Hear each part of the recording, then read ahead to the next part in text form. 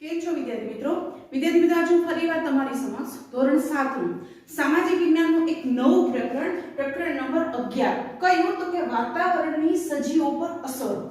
જો આપણા 4 આવરણો જે છે બરાબર, એમાંને વાતાવરણ જે છે એના કારણે આપણા માનવ જીવન ઉપર ઘણી બધી અસર જે છે જોવા મળે છે.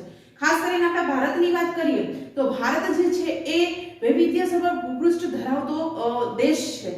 બરાબર, તમે ઉત્તર, દક્ષિણ, પૂર્વ અને પશ્ચિમ ચારે ખૂણાની વાત કરો, ચારે દિશામાં જે રાજ્યો આવેલા છે એ લોકોની લાઈફસ્ટાઈલથી માંડીને ત્યાંના જે ભૌગોલિક પરિસ્થિતિ જે છે એમાં ઘણો બધો તફાવત આપણને જોવા મળતો હોય છે. તો એના જ અનુસંધાને આખો આ પાઠ જે છે આપણે ભણવાનો છે. ખૂબ જ ઇન્ટરેસ્ટિંગ એવો યુનિટ છે.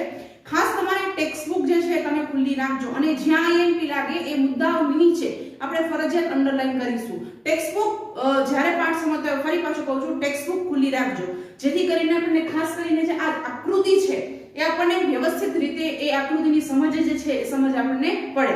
તો પાઠની શરૂઆત જે છે એ શરૂઆતનો આપણો મુદ્દો જે છે કે વાતાવરણનું નિર્માણ. તો આ જે વાતાવરણ છે એનું નિર્માણ કઈ રીતે થાય છે જોઈએ આપણે. પૃથ્વી સૂર્યમાંથી છૂટી પડી છે તેવું મનાય છે. આપણને ખબર જ છે કે આપણી પૃથ્વી જે છે એ સૂર્યમાંથી છૂટી પડી ગઈ છે. જ્યારે સૂર્યમાંથી છૂટી પડી ત્યારે ધગધગતા ગોળા સ્વરૂપે હતી. પછી ધીમે ધીમે ઠંડી પડવા લાગી અને પૃથ્વી જે છે એમની રચના જે છે એ થયું હોવાનું મનાય છે. જ્યારે તેનો ઉદ્ભવ થયો ત્યારે તે અગનગોળા સ્વરૂપે હતી. આ અગનગોળો ધીમે ઠંડો પડવા લાગ્યો. ઠંડો પડતા તેમાં રહેલા તત્વો પ્રવાહી, ઘન અને વાયુ સ્વરૂપમાં રૂપાંતર પામ્યા. મેં કીધું એ પ્રમાણે કે સૂર્ય તો આપણને ખબર જ છે કેટલો ગરમી વાળો છે, બરાબર. ત્યાં ધગધગતો ગોળો જ છે, તો એનામાંથી છૂટો પડેલો કોઈ અંશ હોય તો એના જેવો જ હોય. તો પૃથ્વી પણ એ જ હતી. સૌથી પહેલા તો અગન ગોળા સ્વરૂપે હતી. હવે એ ધીમે ઠંડી પડવા લાગી ને ત્યારે જેમાં પાણી સ્વરૂપનું જે હતું, બરાબર, એ વાયુ સ્વરૂપે એનું રૂપાંતર થયું, પ્રવાહી સ્વરૂપે એનું રૂપાંતર થયું. તો આવી રીતે પ્રવાહી, વાયુ અને ઘન સ્વરૂપે એનું અલગ અલગ જે બંધારણ જે છે એ બંધારણ ઘડાવા લાગ્યું. જે તત્વોનું ઘન સ્વરૂપમાં રૂપાંતર થયું તેને આપણે મૃદાવરણ કહીએ છીએ. જેનું ઘન સ્વરૂપ હતું અને રૂપાંતર થયું એને શું એ કયા માં કહેવાય ને પરિવર્તિત થઈ ગયું તો એ મૃદાવરણ સ્વરૂપમાં, મૃદ એટલે માટી, બરાબર, જમીન સ્વરૂપમાં એનું રૂપાંતર થઈ ગયું. ત્યાર પછી પ્રવાહી તત્વો જલાવરણ તરીકે, જે પ્રવાહી તત્વો હતા, બરાબર, એ શેમાં ફેરવાઈ ગયા તો કે એ પાણીમાં ફેરવાઈ ગયા, એટલે કે એ જલાવરણમાં પરિવર્તિત થઈ ગયા. અને વાયુ સ્વરૂપે જે હતા એ રૂપાંતર પામીને વાતાવરણ બની ગયા. જે તત્વો જે છે વાયુ સ્વરૂપે હતા એ શું બની ગયા? એ વાતાવરણ તરીકે બની ગયા. તો આવી રીતે એ પણ પૂછાઈ શકે, બરાબર. એટલે ખાસ ઘન સ્વરૂપે હતા એ મૃદાવરણમાં પરિવર્તિત થઈ ગયા, પ્રવાહી સ્વરૂપે જલાવરણ, અને જે વાયુ સ્વરૂપે તત્વો હતા એ વાતાવરણમાં પરિવર્તિત થઈ ગયા. તો આવી રીતે પૃથ્વીનું નિર્માણ જે છે એ નિર્માણ થયું હતું. એક તો તે સૂર્યમાંથી છૂટી પડેલી છે. સૌથી પહેલા તો એક ધગધગતા વાયુ સ્વરૂપે હતી. ધીમે ઠંડી પડવા લાગી. ઠંડી પડવાને કારણે ઘન પદાર્થો જે છે એ મૃદાવરણમાં પરિવર્તિત થઈ ગયા, પ્રવાહી પદાર્થો જલાવરણમાં, અને વાયુ પદાર્થો જે હતા, બરાબર, તો વાયુ સ્વરૂપ હતું એ વાતાવરણમાં પરિવર્તિત થઈ ગયું. ત્યાર પછી વાતાવરણ શબ્દ આવ્યો. તો વાતાવરણ શબ્દની આપણે અર્થ સમજીએ કે ખરેખર વાતાવરણ કોને કહેવાય જોઈએ આપણે. પૃથ્વીની ચારેય બાજુ વીંટળાઈને આવેલા હવાના આવરણને વાતાવરણ કહે છે. વાતાવરણની ડેફિનેશન આપણને આપી. શું કીધું તો કે આપણો જે પૃથ્વી છે, બરાબર, એની ચારેય બાજુએ, બરાબર, વીંટળાઈને આવેલું જે લેયર છે એને શું કહેશું આપણે? વાતાવરણ કહેશું. પૃથ્વીની સપાટીથી તે સેંકડો કિલોમીટરની ઊંચાઈ સુધી વિસ્તરેલું છે. આપણે જોઈએ, આપણે એક જગ્યાએ ઉભા રહીને આકાશ તરફ નજર કરીએ તો એ કેટલું ડિસ્ટન્સ છે, કેટલા કિલોમીટર દૂર જે છે વાતાવરણ આવેલું છે. એની ઉપરની સીમા કેટલી ઊંચાઈ આવેલ છે તે સ્પષ્ટ કહેવું મુશ્કેલ છે. આપણે એ ના કહી શકીએ કે ચાલો અહીંયાથી આટલા જ કિલોમીટર વાતાવરણ છે, એવું આપણે સ્પષ્ટ કહી શકતા નથી. તેમ છતાં પૃથ્વીના ગુરુત્વાકર્ષણ બળની અસર અવકાશમાં જ્યાં સુધી રહેલી છે ત્યાં વાતાવરણ પૂરું થયેલું માનવામાં આવે છે. પૃથ્વી એકમાત્ર ગ્રહ છે કે જેને ગુરુત્વાકર્ષણ બળ છે, બરાબર. જો ગુરુત્વાકર્ષણ બળ ના હોત ને તો આપણે અત્યારે ઉડતા હોત, બરાબર. તો આપણી પૃથ્વી જે છે જો વાતાવરણની જે લંબાઈ છે કિલોમીટર છે એ માપવા હોય તો એ ગુરુત્વાકર્ષણ બળને પકડી લીધું કે ચલો ગુરુત્વાકર્ષણ બળ જ્યાં સુધી છે ત્યાં સુધી વાતાવરણ છે એવું માનવામાં આવે છે. પૃથ્વીની સપાટીથી 32 કિમીની ઊંચાઈ સુધીના વાતાવરણના પળમાં 99% જેટલી હવા શામેલ છે. પૃથ્વીની સપાટી છે બરાબર, ત્યાંથી 32 કિલોમીટર દૂર, ત્યાંથી કાઉન્ટ કરીને 32 કિલોમીટરની જે ઊંચાઈ છે ત્યાં 99% કહેવાય કે 99% જેટલા હવા જે છે એ સામેલ છે. પૃથ્વીની સપાટીમાં જેમ જેમ ઊંચે જઈએ તેમ તેમ હવા પાતળી થતી જાય છે. પૃથ્વી સપાટીથી જેમ જેમ આપણે ઊંચા જતા જઈએ ને એમ હવા પાતળી થતી જાય. ખાસ કરીને તમે જો કોઈ પર્વતીય પ્રદેશમાં ગયા હોય, જેમ કે કહેવાય ને કે કોઈ પર્વત ચડવા ગયા હોય તો એ જગ્યાએ શું થાય છે કે તમે જેમ જેમ પર્વતમાં ઉપર જતા જાઓ બરાબર એમ એની હવા પાતળી થતી જાય છે અને આપણને શ્વાસ લેવામાં તકલીફ પડવા માંડે છે. તો આવી રીતે પૃથ્વીની સપાટીથી જેમ જેમ ઊંચા જતા જઈએ તેમ તેમ હવા જે છે એ કેવી થતી જાય છે, પાતળી થતી જાય છે. ત્યાર પછી જોઈએ વાતાવરણના વાયુઓ. આજે 4 ટાઈપો છે આપણને બરાબર, એના આધારે આપણે જોઈએ કે વાતાવરણમાં કેવા કેવા વાયુઓ જે છે એ વાયુઓ રહેલા છે. વાતાવરણ વિના પૃથ્વી પરની જીવસૃષ્ટિનું અસ્તિત્વ અશક્ય છે. જો વાતાવરણ ના હોત તો પૃથ્વી પર પણ માનવ જીવન જે છે એ હોત નહીં, કારણ કે આપણે શ્વાસ લેવો પડે બરાબર, આપણને ઓક્સિજન આપણે શ્વાસમાં ઓક્સિજન લઈએ અને કાર્બન ડાયોક્સાઇડ બહાર કાઢીએ. તો જો આવા વાતાવરણમાં વાયુ ના હોત તો માનવ જીવન જે છે શક્ય બનત નહીં. વાતાવરણમાં વાયુ પ્રવાહી અને ઘન તત્વોનું બનેલું છે. તેમાં રહેલા ઓક્સિજન અને નાઇટ્રોજન વાયુઓ જીવસૃષ્ટિ માટે અગત્યના છે. જો આવું પૂછાઈ શકે કે જીવસૃષ્ટિ માટેના કયા 2 વાયુઓ બરાબર જે મહત્વના છે, તો એક આવશે નાઇટ્રોજન અને બીજું આવશે ઓક્સિજન. નાઇટ્રોજન અને ઓક્સિજન જે છે એ જીવસૃષ્ટિ માટે મહત્વના વાયુઓ છે. વાતાવરણમાં ધુમ્મસ, ઝાકળ, વાદળ વગેરે વાતાવરણમાં રહેલા પાણીના સ્વરૂપો છે. પાણીના સ્વરૂપો કેવા કેવા હોઈ શકે, તો જો ધુમ્મસ છે બરાબર, પછી ઝાકળ છે, વાદળ છે, એ બધા પાણીના સ્ત્રોતો છે. વરસાદ જે છે એમ તો પડે ને, વાદળમાંથી જ વરસાદ પડે ને. પછી અત્યારે જો ખાસ કરીને ધુમ્મસ છે, ઝાકળ છે બરાબર, એના કારણે તમે જોજો તો તમારા વાહનની સીટ છે કે કાર છે એમાં પાણી બાજી જાય બરાબર. એ બધા શેના સ્ત્રોતો છે, તો કે પ્રવાહ એટલે એ કહેવાય ને પાણી, એનાથી આપણને પાણી મળે છે. પ્રવાહી તત્વોમાં મુખ્યત્વે બરફના કણો, જીવજંતુઓ વગેરે છે. હવે અહીંયા પ્રવાહી તત્વોની વાત કરી. પ્રવાહી તત્વોમાં મુખ્યત્વે બરફના કણો અને જીવજંતુઓ વગેરે છે. વાતાવરણ પૃથ્વીને દિવસે ગરમ અને રાત્રે અતિશય ઠંડીથી બચાવે છે. વાતાવરણનું કામ શું છે, તો કે દિવસમાં અતિશય ગરમી બરાબર, કારણ કે સૂર્યના પાજમલી કિરણો છે આપણે પૃથ્વી પર પડે તો આપણને ગરમી થાય. સૂર્યના કિરણો પૃથ્વી પર પડે તો આપણને ગરમી થાય. તો વાતાવરણનું કામ શું છે, તો કે એક તો ગરમીથી બચાવે અને રાત્રે જે અતિશય ઠંડી પડે એમનાથી આપણી જીવસૃષ્ટિની રક્ષા કરે છે. વાતાવરણમાં રહેલા વાયુઓનું પ્રમાણ આપણે આ કોષ્ટકમાં જોવાનું છે. જોઈએ આપણે પહેલા કેટલા ટકા છે આ પણ પૂછાઈ શકે, એટલે આપણા માટે મહત્વનું છે કે આખા વાતાવરણમાં નાઇટ્રોજન વાયુનું પ્રમાણ સૌથી વધારે છે, 78.03%. બરાબર, 78.03% આખા વાતાવરણમાં નાઇટ્રોજનનું પ્રમાણ છે. એવું પણ પૂછાઈ શકે કે વાતાવરણમાં રહેલા વાયુઓમાં સૌથી વધારે કયો વાયુ છે, તો એ આવશે નાઇટ્રોજન. ટકાવારી પણ પૂછાઈ શકે 78.03%. ત્યાર પછીનો ક્રમ આવે છે એ છે ઓક્સિજનનો. બીજા ક્રમે કયો આવે છે, ઓક્સિજન 20.99%. બરાબર, ઓક્સિજનનું પ્રમાણ કેટલું છે, 20.99%. ત્યાર પછી આવે છે ઓર્ગન. ઓર્ગનનું પ્રમાણ કેટલું છે, 0.094%. અને ત્યાર પછી કાર્બન ડાયોક્સાઇડ. કાર્બન ડાયોક્સાઇડનું પ્રમાણ છે 0.03%. બરાબર, અને છેલ્લે અન્ય વાયુનું પ્રમાણ છે 0.01. બરાબર, 0.01% જે છે એ અન્ય વાયુનું પ્રમાણ છે. આમ જોવા જઈએ તો કેટલા વાયુઓ છે, તો કે નાઇટ્રોજન છે, ઓક્સિજન છે, ઓર્ગન છે, કાર્બન ડાયોક્સાઇડ છે, અન્ય વાયુ છે. આ બધા જ જે છે એ વાતાવરણમાં રહેલા વાયુઓ છે. સૌથી વધારે કયું પ્રમાણ છે, તો કે નાઇટ્રોજનનું પ્રમાણ સૌથી વધારે છે. નાઇટ્રોજન આશરે 130 કિલોમીટર સુધી જોવા મળે છે. પૃથ્વીની સપાટીથી 130 કિલોમીટર નાઇટ્રોજન જોવા મળે. બરાબર, પછી જ્યારે ઓક્સિજન જે છે આશરે 110 કિલોમીટર 110 કિલોમીટર સુધી ઓક્સિજન જે છે આપણને જોવા મળે છે. કાર્બન ડાયોક્સાઇડ આશરે 30 કિમી સુધી જોવા મળે છે. આપણે જેમ જેમ ઉપર જઈએ ને એમ વાત થાય છે.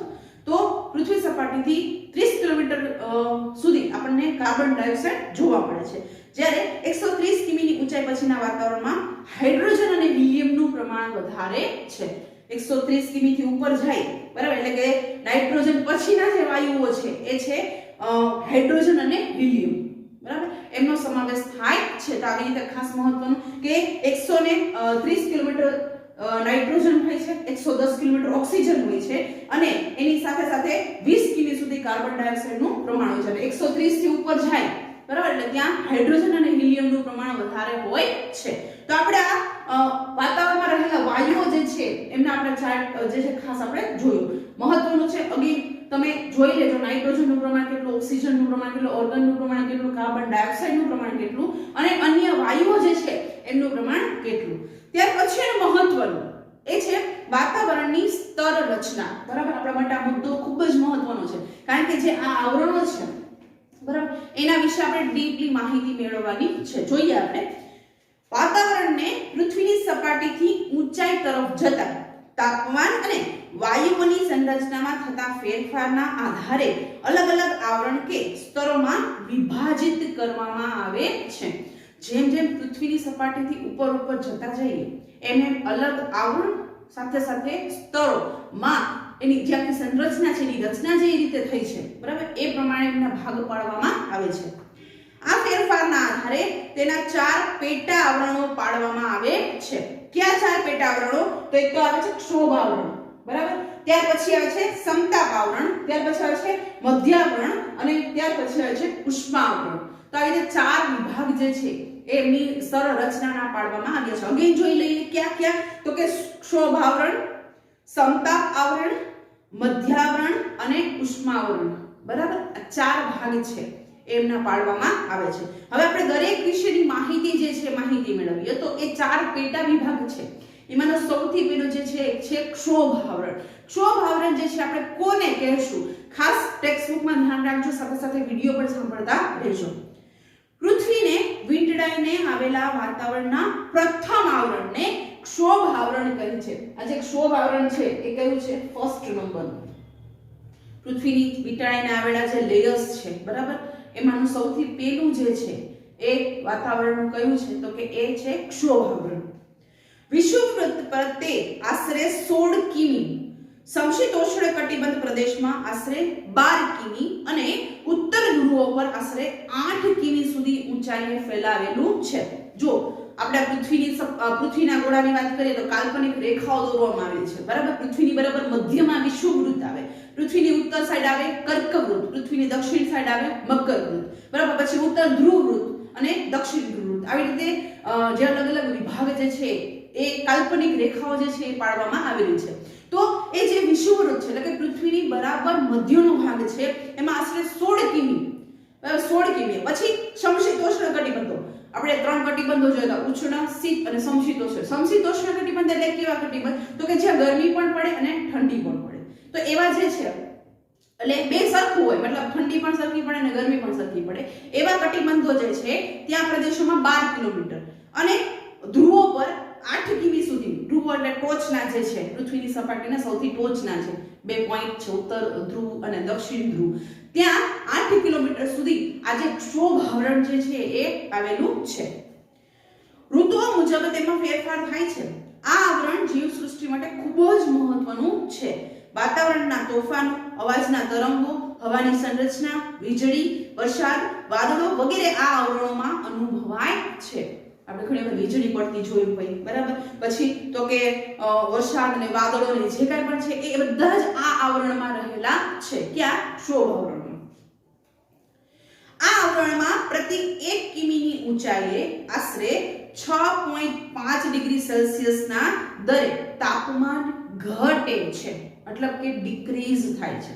દર 1 કિલોમીટરની ઊંચાઈ જેમ 1 કિલોમીટર ત્યાર પછી પાછું 1 કિલોમીટર ત્યાર પછી પાછું 1 કિલોમીટર તો ઊંચાઈ જતા જઈએ ને એમ 6.5 અંશ સેલ્સિયસ બરાબર. કેટલું? 6.5 અંશ સેલ્સિયસ જેટલું તાપમાન જે છે બરાબર ઊંચાઈ જાય, જેમ જેમ ઉપર જાય એમ એમ એનું તાપમાન ઘટતું જાય છે. જે ઊંચાઈએ પહોંચતા તાપમાન ઘટતું અટકી જાય તે સીમાને ક્ષોભ સીમા કહે છે. હવે ઊંચાઈએ ગયા પછી અમુક સમય એ જે છે એ પ્રોસેસ છે બંધ થઈ જાય તો એને શું કહેશું આપણે? તો કે એને કહેશું આપણે ક્ષોભ સીમા. જો અહીંયા આપેલી છે ક્ષોભ સીમા. ત્યાર પછીનો બીજો જે છે એ છે સમતાપ આવરણ. સમતાપ આવરણ કોને કહેશું જોઈએ. ક્ષોભ સીમાથી ઉપરના આવરણને સમતાપ આવરણ કહેવાય છે. આનાથી ઉપરના, બરાબર, એને શું કહેવાય છે? તો કે અહીંયાથી અહીંયા સુધીનો જે ડિસ્ટન્સ છે, બરાબર, એટલો ભાગ જે છે એને કહેશું આપણે સમતાપ આવરણ. ક્ષોભ સીમાથી આશરે 50 કિમી સુધીની ઊંચાઈ સુધી વિસ્તરેલું હોય છે. આ જે ક્ષોભ સીમા છે, બરાબર, ત્યાંથી 50 કિમી એટલે જો અહીંયા સુધી આપ્યું છે, અહીંયાથી અહીંયા સુધી એટલું ડિસ્ટન્સમાં જે સમતાપ આવરણ જે છે આવેલું છે. ક્યાંથી? ક્ષોભ સીમાથી 50 કિલોમીટરની ઊંચાઈ. ઊંચાઈની સાથે આ આવરણમાં તાપમાન વધે છે. અહીંયા શું થાય છે? જેમ જેમ ઊંચાઈ આવતા જાય એમ તાપમાનમાં વધારો થતો જાય છે. આ આવરણમાં ઋતુઓ, વાદળ, વરસાદ, ચક્રવાત વગેરે જોવા મળતા નથી. આ આવરણમાં આપણને એવું કાંઈ જ જોવા મળતું નથી જે આપણને ક્ષોભ આવરણમાં જોવા મળ્યું. અહીં હવા સ્વચ્છ અને પાતળી છે જેથી જેટ વિમાનો ઓછા અવરોધ અને ઝડપથી ઉડી શકે છે.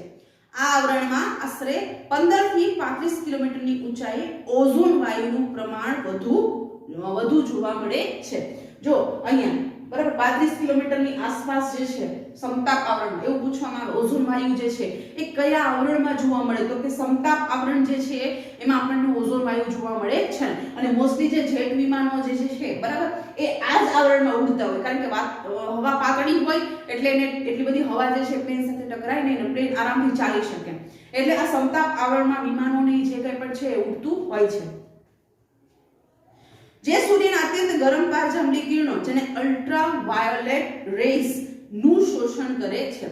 ઓઝોન વાયુનું કામ શું છે? તો કે સૂર્યના જે પારજાંબલી કિરણો છે કે જે પૃથ્વી પર રહેલા તો માનવને એ નુકસાનકારક છે, એમનાથી આપણી જીવસૃષ્ટિનું રક્ષણ કરે છે. તો ઓઝોન વાયુનું કામ આ છે જેને અલ્ટ્રાવાયોલેટ રેઝ કહેવાય છે. ત્યાર પછી જોઈએ મધ્યાવરણ. મધ્યાવરણ કોને કહેશું?